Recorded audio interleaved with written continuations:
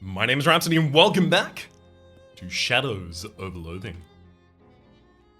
Hi Ryan, how goes the hunt for the watch? I tracked it down, but I still need a bunch of meat to get it. What is it, stuck in a gumball machine? I tracked it to the owner of a refrigerator warehouse, but I have to bribe some local goons to get in. Sorry kiddo, I already gave all the walking around money that we could spare. Maybe you could do some odd jobs somewhere? Gross. Any suggestions? Well, a lot of city services are having trouble because of the new hiring rules. Maybe you could score some cash under the table at Goldthwaite Park? Great, which table? No, I mean... Don't worry, I got it. I was just kidding.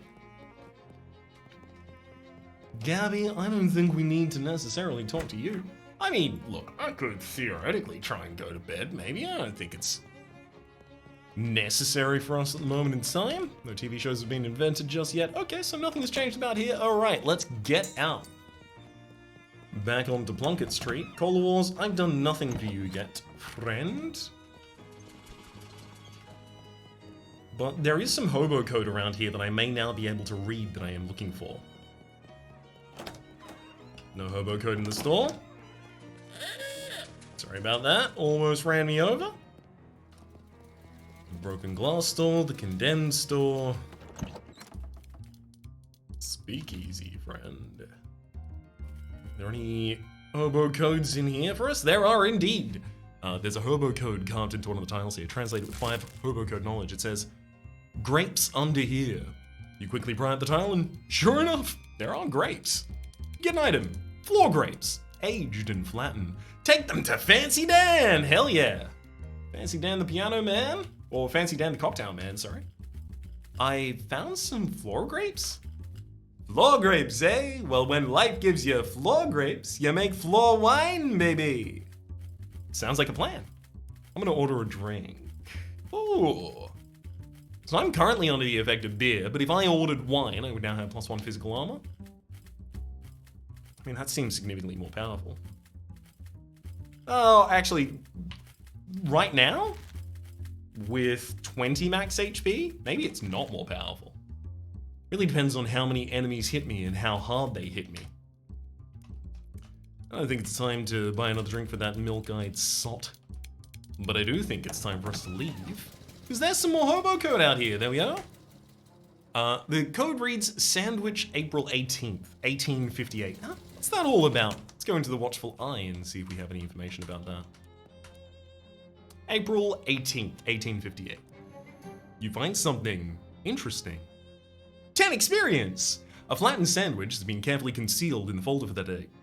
So that's what the code was all about. You got an item, pressed ham panini. You're not exactly sure where this meat came from, but if pressed, you'd say a pig. Increases your physical armor by 3 until you eat something else. Damn, that's powerful. None of these are new, are they? No, not at all. Alright. I don't have anything more for the Sakura bus. So I think it's time for us to head on out. Where else can I utilize my hobo codes? I don't think there was any on the boardwalk. Or were any on the boardwalk, rather.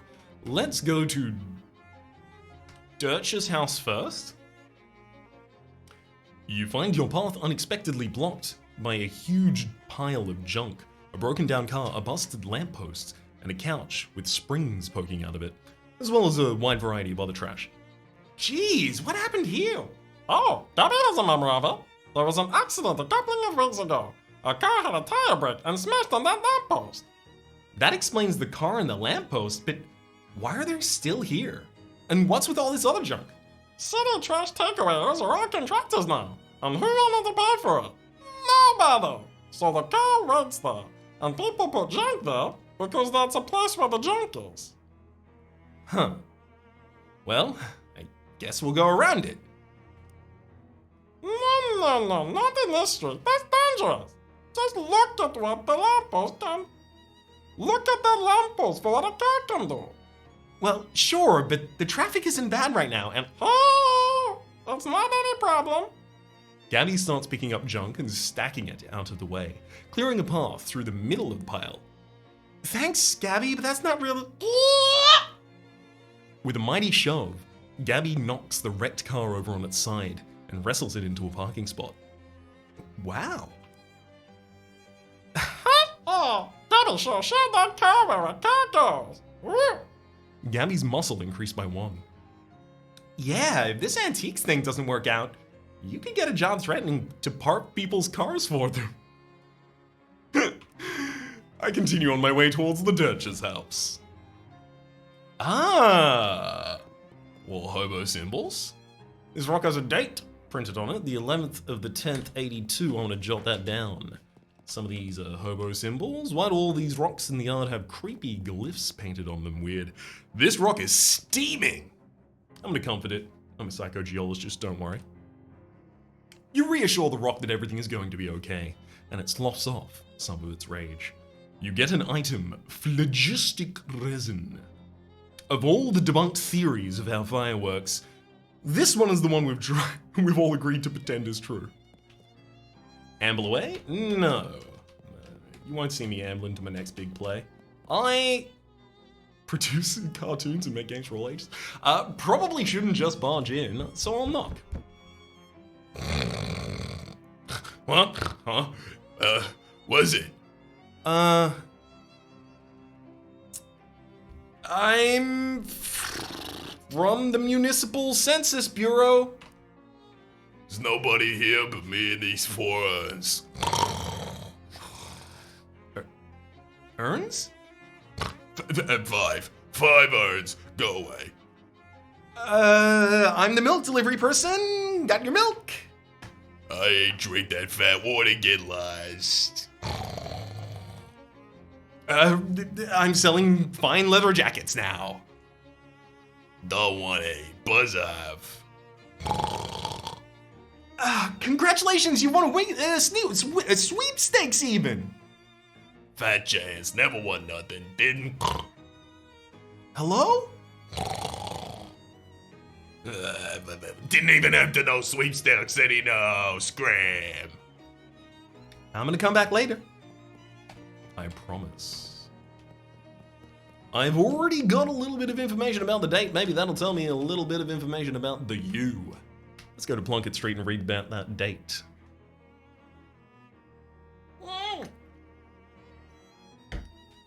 Damn. You take a wrong turn into an underground coffee house just as a thinly mustachioed man demands any decent person to defend the formal vulgarity of Joyce's Ulysses. I run away rather than defending it because I don't have enough moxie. Damn. If only. I'm instead going to have to spend my time tracking down this lead in the watchful eye. It's around this date, right? Nope. November 10th, 1882. 10 experience. The cover story for that date is the sinking of the Porquod, a whaling vessel that operated off the coast of Ocean City. The story says that the wreck had only one survivor, Captain Augustus Dirch. Despite his best efforts to go down with the ship, he was rescued and transported to a shore by a friendly otter.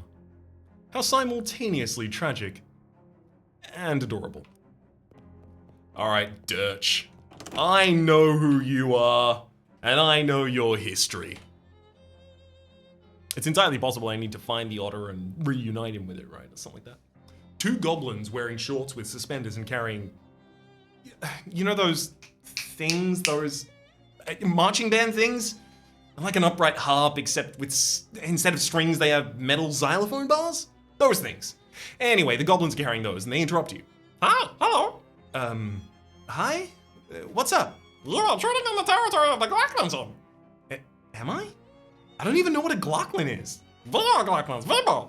We are the toughest of our street gangs in Ocean City. What do you think about that?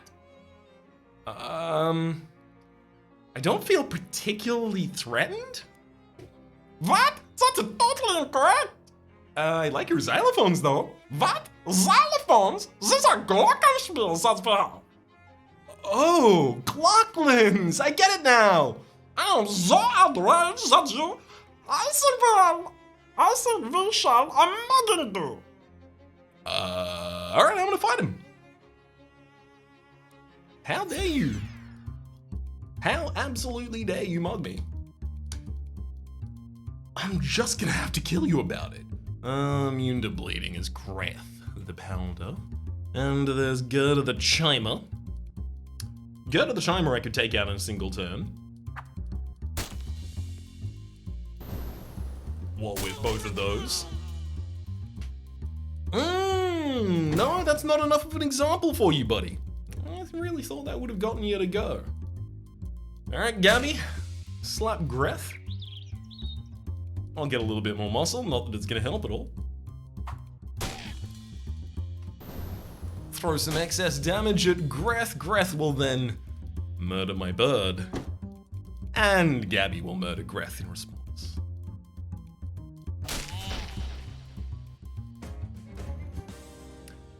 You won! That'll teach those goblins to do whatever they thought they were doing.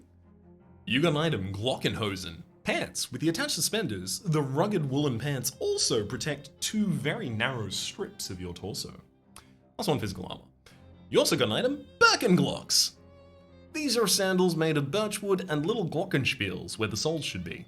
Improves the sound of your footsteps. Whee! We also get 5 experience. Alright, buddy.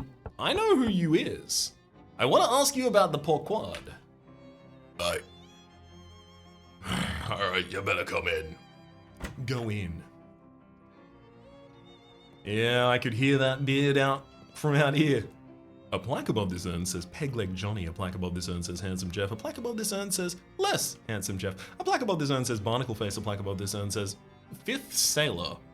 A short wooden table, there's an old tarnished silver tray on top, but it is empty, and a wash basin full of salt water. The guy isn't really committed to this, or is really committed to his whole deal. I'm gonna saltwater fish in it with my fishing rod.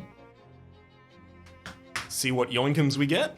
A spearmint taffy, which we deftly gain. If Dirch's career had been more successful, this would be a Commodore's commode. A shelf full of nautical non-fiction. You are non-interested in it. A fishing rod caked in salt. Either it hasn't been cleaned in a long time, or the captain uses it to catch horses. Any chance I can just take that? That ain't mine. Think the cat dragged it in. So is that a yes? Don't remember the question. You got an item, salty fishing rod. This device combines the fishing pole and the harpoon, in case you want to go fishing, but you don't know what order of magnitude fish you're after.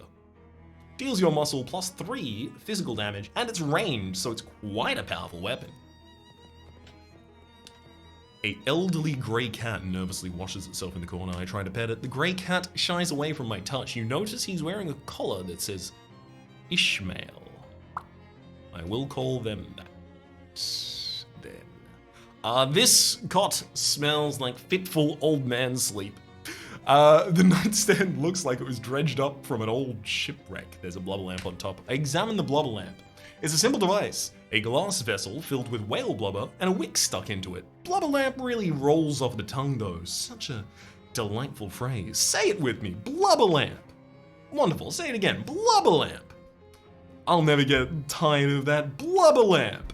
Blubber lamp, blubber lamp, blubber lamp, blubber lamp, blubber lamp, blubber lamp, blubber lamp. I love a lamp, I love a lamp, I love a lamp, I love a lamp, love a lamp, love a lamp. Magic carp, magic carp, magic. I really thought that was gonna do something at some point. Oh, you're no fun. We've got work to do. All right. We can't avoid it any longer. An old grey bearded man in a sea captain's hat is staring at you suspiciously. What you want?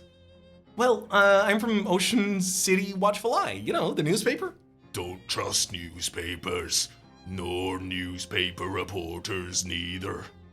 Well, Nor otters. Fortunately, I'm only one of those 3 things. Can I ask you about the Porquod? Ain't nothing to see. Storm blew up unexpected. We hit a funny rock. All hands lost. That was decades ago. Why you bothering me now? To be honest, it's kind of a slow news day. What was funny about the rock? You ever see a 30-foot black basalt obelisk sticking straight up out of the ocean? Can't say that I have. Me neither. And I've been sailing that route for years. So I guess when you say funny, you didn't mean as in haha. So what's with the rocks in your front yard? I ain't know nothing about those, save for the date marker I put. Did they just come with the house? New one pops up every once in a while. What's that got to do with anything? Well, nothing, I guess. How many of your men were in the crew? There was Pegleg, Handsome Jeff, and Less Than Handsome Jeff, and Old Barnacle Face. He looks askance at the row of urns. Oh, and the other one, so 5. What was the 5th sailor's name? I ain't recall. He was new, just signed on afore that last voyage. Didn't talk much. Eerie fella, to be honest. Eerie? Spooky. That's all I got to say about him. You've got a lot of...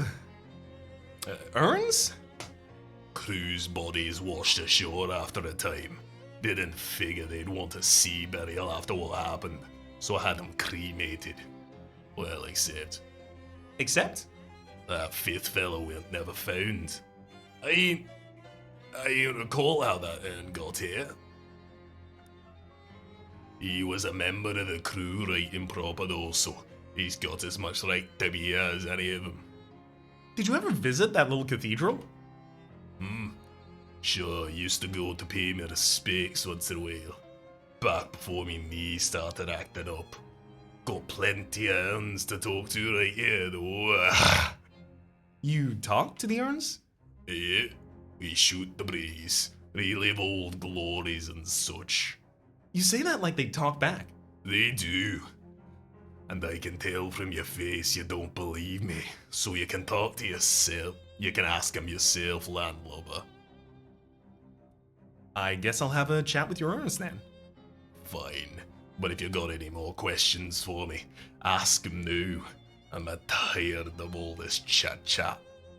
I'm done asking questions. Thanks. What a cheery guy. Peg leg Johnny, I want to talk to the urn. Hello? The urn doesn't respond. Anyone there? Oh, God. That's why I was fine not talking to him. Oh, God. Imitate the captain's voice. You make sure the captain is asleep and then mutter gruffly to the urn. You there, Johnny? You can speak freely now, sailor. I got rid of that no-good landlubber. A muffled, youthful-sounded voice replies, Yeah, Captain. What they want, anyhow? Bah, nothing of import. Your basic landlubber prattle, trying to sell newspapers and that. Pay it, no, never mind. Aye, aye, Captain. Keep talking to the urn. So, how are things? Oh, no problems, Captain. Everything's ship. Haha. Yeah. Always happy to chew the sea biscuit with you, though. Sure, let's reminisce about old times. Great. I love hearing your stories of nautical adventure.